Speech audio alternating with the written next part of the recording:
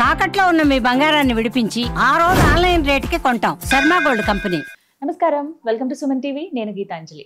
ప్రస్తుతం మనతో పాటు ప్రముఖ జ్యోతిష్య పండితులు, శ్రీచక్ర పీఠం వ్యవస్థాపకులు, సుమన్ టీవీ ప్రేక్షకులందరికీ ఎంతో సుపరిచితులైన బ్రహ్మశ్రీ ప్రదీప్ జోషి గురువు గారు ఉన్నారు. వారితో మాట్లాడదాం. గురుగారు నమస్కారం అండి. శ్రీమాత్రే నమః. ఏమనుకోవాలంటే ఒక ప్రశ్న, 2026 మన సంవత్సరాది కాదు ఖచ్చితంగా, కానీ చాలా మందిగా కోరుకుంటుంది ఇయర్ ఎండింగ్ అయిపోయింది, 2026 ఎలా ఉంటుందో. ఇలా అనుకోవడానికి కూడా కారణం ఏంటంటే 2025 చూసాం కాబట్టి ఇంకా ఎలా ఉండబోతోందో అనే ఒక భయం అనేది వెంటాడుతూ ఉంది. అసలు ఎలా చూడాలి 2026? మీరేం చెప్తారు? ముందుగా మీ మాటలు వినాలని అనుకున్నాను నేను. ఎందుకంటే ఎన్ని ప్రెడిక్షన్స్ ప్రతిదీ నిజం అవుతూ వచ్చాయి. కొన్ని జాగ్రత్తలు తీసుకున్న వాళ్ళు ఉన్నారు, అందులో మేము ఉన్నాము. కొంతమంది తీసుకోలేక ఇబ్బంది పడిన వాళ్ళు ఉన్నారు. ఇలా ఎన్నో మాకు ముందుగానే సూచిస్తూ ఉంటారు మీ అనుభవంతో. మరి 2026ని ఎలా చూడాలంటారు? ఏం జరగబోతుంది, ఎలా ఉండబోతోంది అంటే? శ్రీ గురుభ్యో నమః. శ్రీమాత్రే నమః. సందర్శనం వితనుతే పితృదేవనృణాం మాసాబ్దవాసరదళైరథవోర్ధ్వగం యత్ సవ్యం క్వచిదుపైత్యపసవ్యమేకం జ్యోతిఃపరం దిశతు వత్స్వమితాం శ్రియం నః. అచింత్యావ్యక్తరూపాయ నిర్గుణాయ గుణాత్మనే సమస్త జగదాధారమూర్తయే బ్రహ్మణే నమః. శ్రీమాత్రే. 2026 బాగా గుర్తుపెట్టుకోండి. 2026వ సంవత్సరము నేను లాస్ట్ టైం కూడా చెప్పాను, ఈ విశ్వావసనామ సంవత్సరం 2025 జడ్జిమెంట్ ఇయర్ అని చెప్పాను. జడ్జిమెంట్ ఇయర్ అయిపోయింది. అందుకే 2025లో పెద్ద యుద్ధాలు జరిగాయి, పేలుళ్ళు జరిగాయి, దుర్మార్గులు చాలామంది చనిపోయారు. తర్వాత ఎంతో జలప్రళయాలు జరిగాయి, యాక్సిడెంట్లు అయ్యాయి, అన్నీ అయ్యాయి. సో కొన్ని మంచి కూడా జరిగాయి. 2026వ సంవత్సరము ఇది న్యూ జనరేషన్ ఇన్నోవేటివ్ ఇయర్. కంప్లీట్గా new generation and innovative year అవుతుంది 2026. ఇకపై చాదస్తాలు మానుతేనే, చాదస్తాలు మానాలి, ప్లస్ అప్గ్రేడ్ అవ్వాలి. కాలానికి అనుగుణంగా మనిషి మారాలి. కాలానికి అనుగుణంగా మనిషి మారాలి, ఆలోచన విధానం మారాలి, తీరుతెన్నులు మారాలి. మారుతేనే వాళ్ళకి లైఫ్ ఉంటుంది, మారని వాళ్లకు లైఫ్ ఉంటుంది. మార్పుకి సిద్ధం అవ్వండి. It's time for the infinity. Infinity అంటే ఇంకా అద్భుతాలు జరిగే సమయం ఇది. కొత్త కొత్త ఆవిష్కరణలు మొదలయ్యే సమయం 2026. బాగా గుర్తుపెట్టి. ఇందులో ప్రప్రథమంగా మీ అందరికీ చెప్పేది ఏంటంటే ఫినాన్స్, డబ్బు. ఎందుకోసం అంటే ధనం మూలం ఇదం జగత్. డబ్బే అందరికీ చాలా కీలకము. డబ్బే శాసిస్తుంది, మనీ శాసిస్తుంది ఈ సంవత్సరంలో.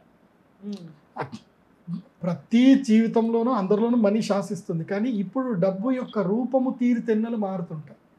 అది బాగా గుర్తుపెట్టుకోండి. ఇది నేను చెప్తే ఆశ్చర్యపోతారేమో కానీ ఫ్యూచర్ జరిగేది ఇదే. డబ్బు తీరుతెన్ను మారబోతుంది. ఇకపై ఈ 2028 నుంచి కరెన్సీస్ చలామణిలోకి పెద్దగా ఉండవు. అంటే జనరల్ పబ్లిక్లో కనబడడానికి ఉంటుంది. అంటే ఇప్పుడు గుర్తుపెట్టుకోండి, కరెన్సీ చలామణి చేసేవాళ్ళు కామన్ మ్యాన్లు మాత్రమే. ఎవరైతే కరెన్సీని చలానలో పట్టుకోరో, అసలు పట్టించుకోరో, వాళ్ళు రిచ్ పర్సన్స్ అవుతారు. అర్థమవుతుందా? ఈ కరెన్సీకి ఎవరైతే ఎక్కువగా వాల్యూ చేసి ఈ కరెన్సీని ఎక్కువగా ట్రాన్సాక్షన్కి దాచిపెట్టుకుంటారో వాళ్ళు కామన్ మ్యాన్ కింద మిగిలిపోతారు. ఈ కరెన్సీని కన్వర్షన్ చేసుకొని ఎవరైతే బంగారం రూపంలో ఉంచుకుంటారో వాళ్ళే శ్రీమంతులు అవుతారు. గుర్తుపెట్టుకోండి. భవిష్యత్తులో రియల్ ఎస్టేట్లో కానీ, పెద్ద పెద్ద దాంట్లో కానీ ఇకపై ఇన్కమ్ ట్యాక్స్ వాళ్ళు కానీ, ఈడీ వాళ్ళు కూడా ఎంత కష్టపడ్డా పట్టుకోలేరు. ఇంకా దుర్మార్గుల్ని పట్టుకోలేరు. ఎందుకోసం అంటే రాహుగ్రహము శతభిష నక్షత్రం లోపలికి ఎంటర్ అయ్యాడు. నెక్స్ట్ ఇయర్ని రూల్ చేసేది ఇద్దరు. ఫస్ట్ హాఫ్ మొత్తం రాహు రూల్ చేస్తాడు, సెకండ్ హాఫ్ గురువు రూల్ చేస్తాడు. ఇది బాగా రాసి పెట్టుకోండి. చాలా ఫ్రీగా చెప్తున్నాను, నేను ఏది ఫ్రీగా చెప్పను.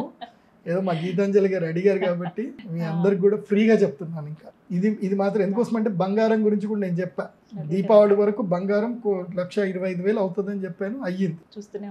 ఇప్పుడు కూడా నేను చెప్పేది ఏంటంటే జనవరి నుంచి జూలై వరకు, జనవరి అంటే మోస్ట్లీ డిసెంబర్ 24వ తారీఖు నుంచి కాదు, నవంబర్ 24వ తారీఖు, నవంబర్ 24వ తారీఖు నుంచి ఆల్మోస్ట్ జూలై వరకు జూలై వరకు రాహు శతభిష నక్షత్రంలో ఉంటాడు, కుంభరాశి లోపలికి ప్రవేశించాడు. కాబట్టి డిజిటల్ కరెన్సీ బాగా పెరిగిపోతుంది. అందరి దగ్గర డిజిటల్ కరెన్సీ ఉంటుంది. ఏముంటుంది? డిజిటల్ కరెన్సీ ఉంటుంది. ఇప్పుడు ఉదాహరణకి మీరు ఒక పంట పండిస్తున్నారు, మీ దగ్గర ఒక వ్యాపారం ఉంది, నా దగ్గర ఒక వ్యాపారం ఉంది. మన ఇద్దరి మధ్యన ఒక ట్రాన్సాక్షన్ జరగాలి. ఏ ట్రాన్సాక్షన్ జరిగినా గవర్నమెంట్ తెలిసిపోతుంది, ట్యాక్స్లు అవుతాయి. గవర్నమెంట్కి తెలియదు, మీకు నా వల్ల ప్రయోజనం జరుగుతుంది, నాకు నీ వల్ల ప్రయోజనం జరుగుతుంది, వస్తు మార్పిడి జరిగిపోతుంది.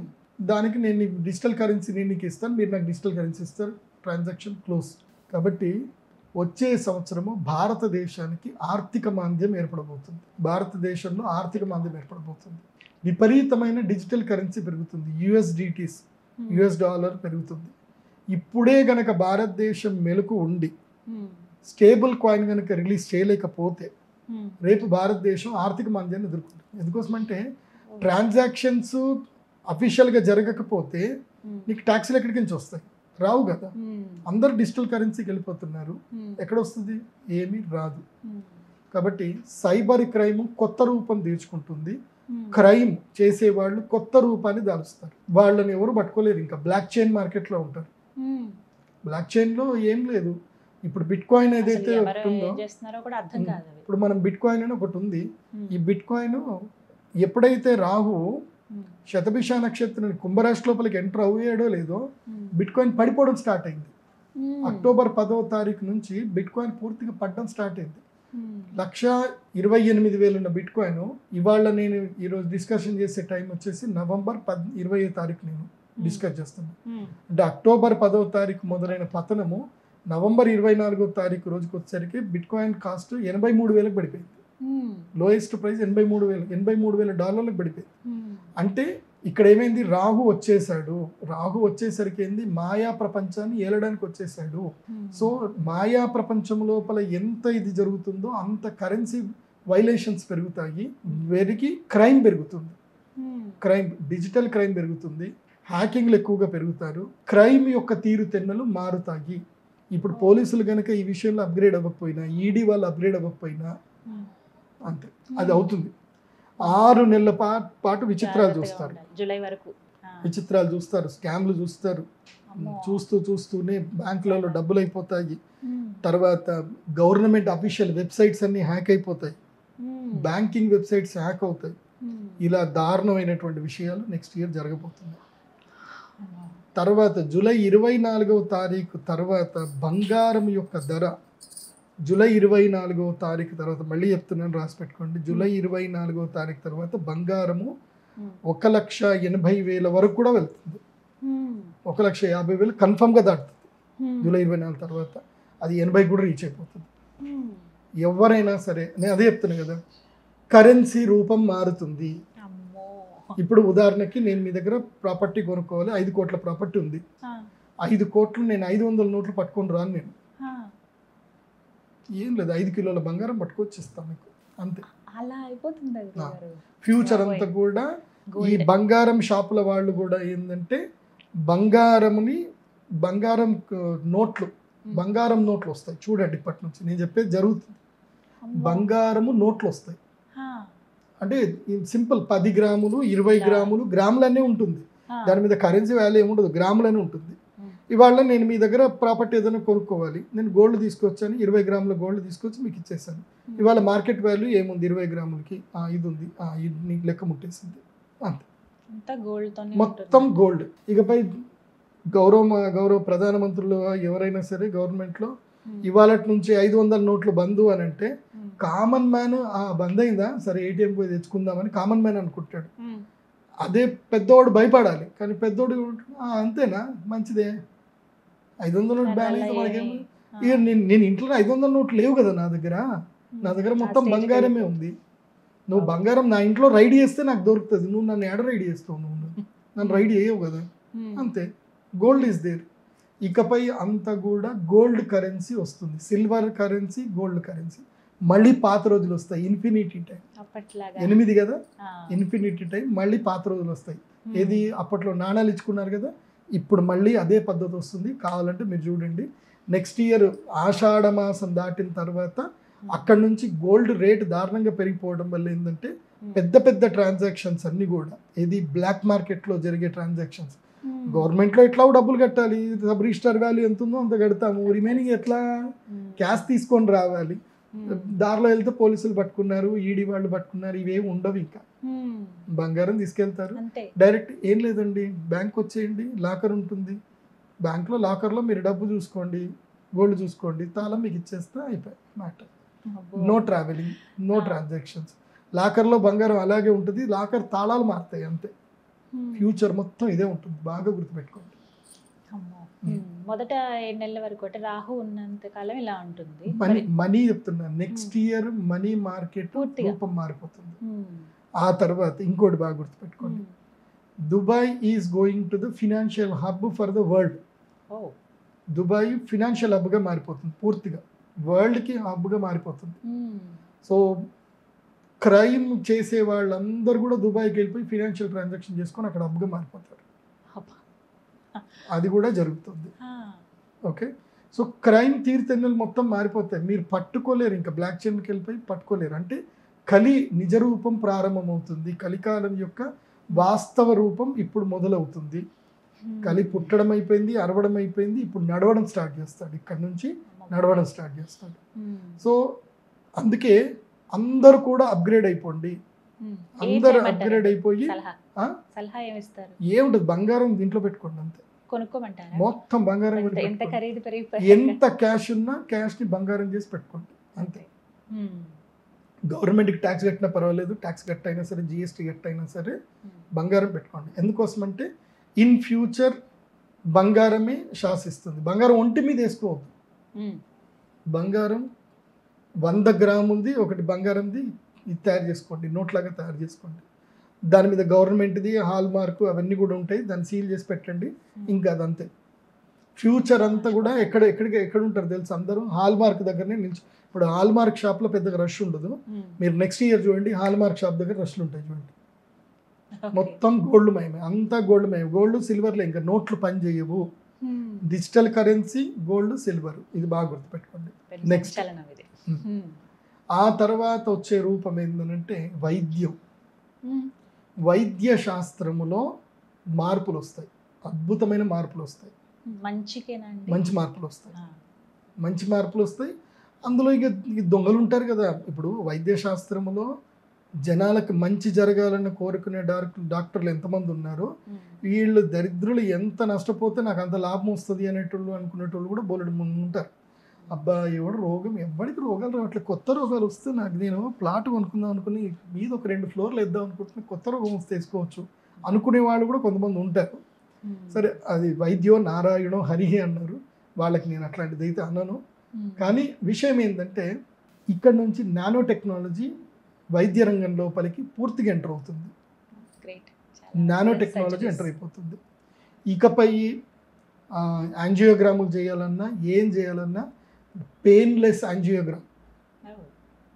యాంజియోగ్రామ్లు అవుతాయి, పెయిన్లెస్ స్టిచెస్ అవుతాయి. సో లోపల ఇప్పుడు కొలనోస్కోపీ అని ఏం జరిగినా సరే చిన్న చిన్న రోబోలు వస్తాయి, ఇక్కడ నుంచి చిన్న చిన్న రోబోలు వస్తాయి.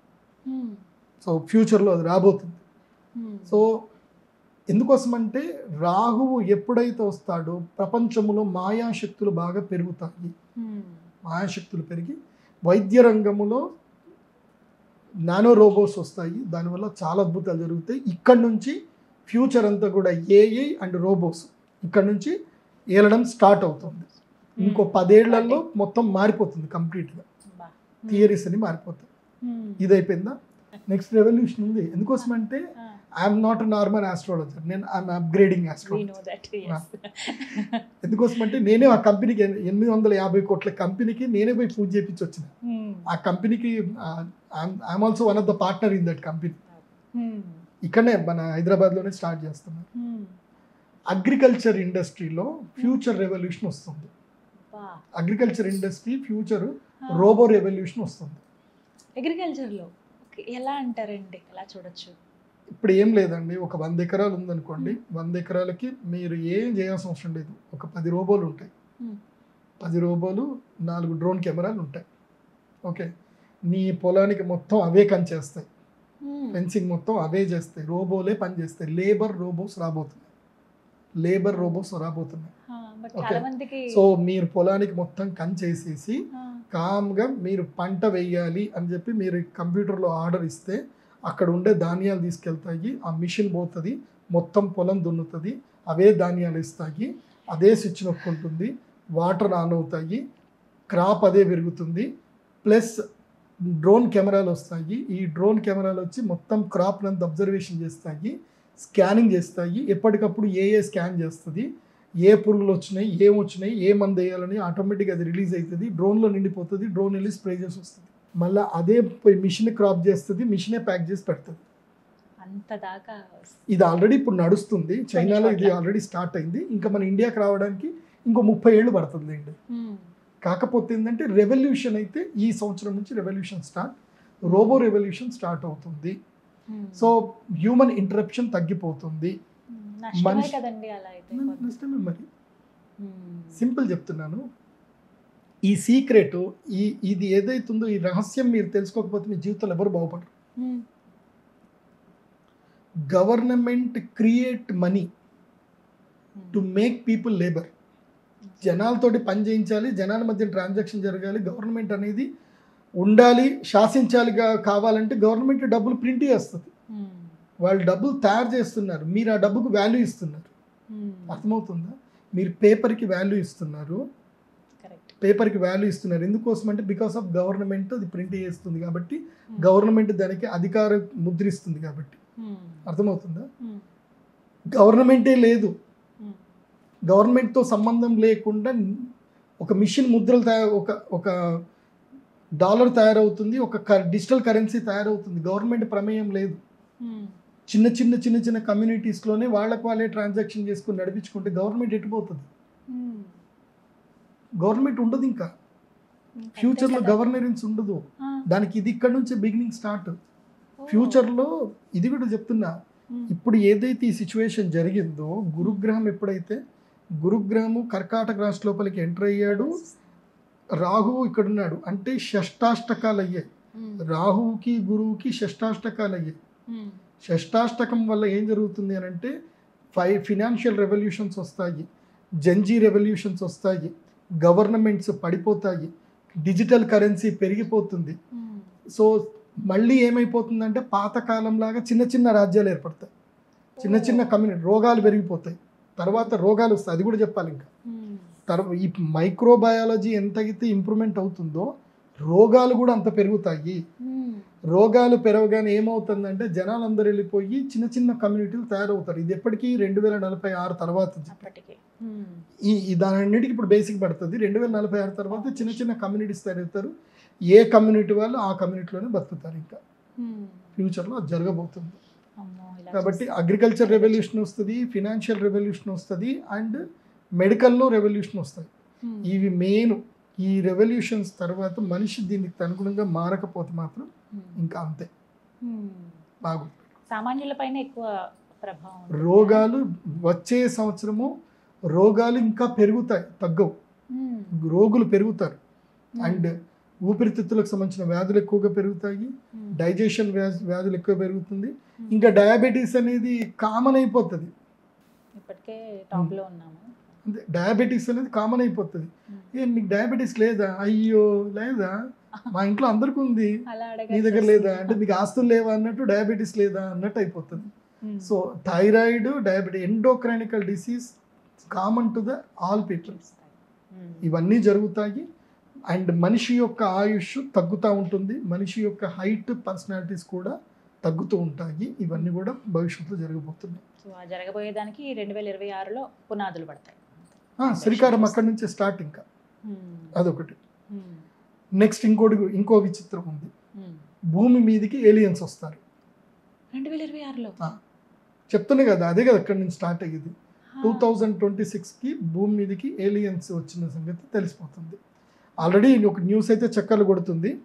ఆకాశంలో ఒకటి వస్తుంది, ఇంటర్స్టెల్లార్ ఏదో వస్తుంది, దానికి రేడియో సిగ్నల్ పంపిస్తుందని చెప్తున్నారు.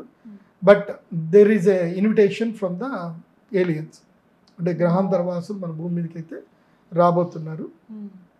అది అది ఇప్పుడు బిగినింగ్ స్టార్ట్, అది ఇంకో రెవల్యూషన్కి దారి తీస్తుంది.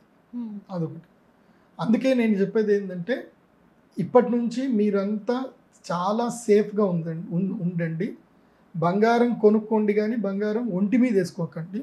డిజిటల్ కరెన్సీని రెగ్యులర్గా మెయింటైన్ చేసుకోండి. మీరు ఏదైతే ఫోన్ మీరు వాడుతున్నారో కరెన్సీ ట్రాన్సాక్షన్కి సపరేట్ ఫోన్ పెట్టుకోండి. మీరు రెగ్యులర్గా వాడే ఫోన్ సపరేట్ పెట్టుకోండి.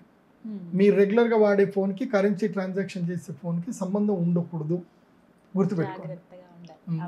మీరు వాట్సాప్లు చేసుకునే అవన్నిటికీ ఒక సిమ్ పెట్టుకోండి. పేమెంట్ చేసుకోవడానికి పేమెంట్ ట్రాన్సాక్షన్కి బ్యాంకింగ్ ట్రాన్సాక్షన్కి మాత్రమే ఒక సిమ్ పెట్టుకోండి. ఎందుకోసమంటే ఫ్యూచర్లో సైబర్ క్రైమ్ బాగా పెరగబోతుంది.